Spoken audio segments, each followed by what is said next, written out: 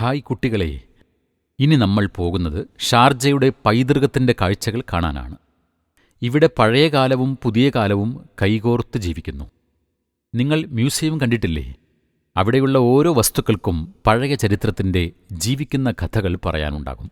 നമ്മുടെ മുൻഗാമികളുടെ ജീവിതത്തെ പരിചയപ്പെടുത്തുന്ന ഒട്ടനവധി മ്യൂസിയങ്ങൾ ഷാർജയിലുണ്ട്. ആദ്യം നമുക്ക് പോകാം Sharjah museum of Islamic civilisation.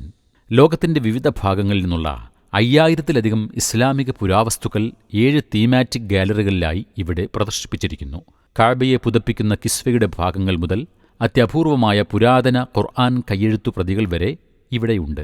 7-ാം നൂറ്റാണ്ട് മുതൽ 20-ാം നൂറ്റാണ്ട് വരെയുള്ള ഇസ്ലാമിക കലയുടെ വിവിധ രൂപങ്ങൾ ഇവിടെ കാണാം. മുസ്ലിം ഗവേഷകർ നൂറുകണക്കിന് വർഷങ്ങൾക്ക് മുമ്പ് തന്നെ നക്ഷത്ര നിരീക്ഷണത്തിലും വൈദ്യശാസ്ത്രത്തിലും ഗണിതവുമായുള്ള ബന്ധത്തിലും എഞ്ചിനീയറിംഗിലും അഗ്രഗണ്യരായിരുന്നു. അതിൻ്റെ തെളിവുകൾ 3D മോഡലുകളിലൂടെയും മറ്റും ഇവിടെ അവതരിപ്പിച്ചിരിക്കുന്നു. ഇനി നാം ചെല്ലുന്നത് ഷാർജ ഹെറിറ്റേജ് ഏരിയയിലേക്കാണ്. ചെറിയ വഴികൾ, കല്ലുകൊണ്ട് പണിത കൊച്ചു കൊച്ചു വീടുകൾ, മനോഹരമായ മരത്തടിയിലുണ്ടാക്കിയ വാതിലുകൾ.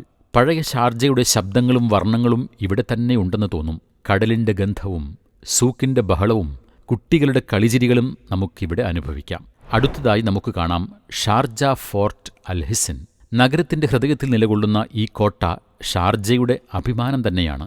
എങ്ങനെയാണ് ഷാർജയുടെ ഭരണാധികാരികൾ നാടിനെയും ജനങ്ങളെയും സംരക്ഷിച്ചുവെന്ന് പഠിക്കാൻ കഴിയും.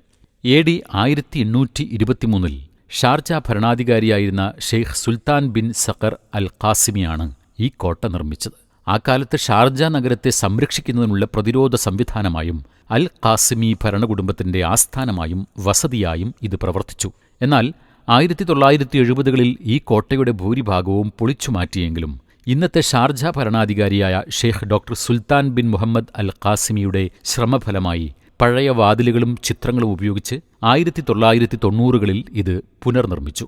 ഷെയ്ഖുമാർ ഉപയോഗിച്ചിരുന്ന വാളുകൾ, കഠാരകൾ, മറ്റായുധങ്ങൾ എന്നിവയും കോട്ടയ്ക്കുള്ളിലെ പഴയ തടവറ അൽ മുഹൽവാസ ജയിൽ സന്ദർശിക്കാനുള്ള അവസരം, രാജകുടുംബത്തിൻ്റെ ചരിത്രവും പ്രാദേശിക വിദേശ ശക്തികളുമായുള്ള അവരുടെ ഇടപെടലുകളും ചിത്രീകരിക്കുന്ന പ്രദർശനങ്ങളും നമുക്കിവിടെ കാണാം.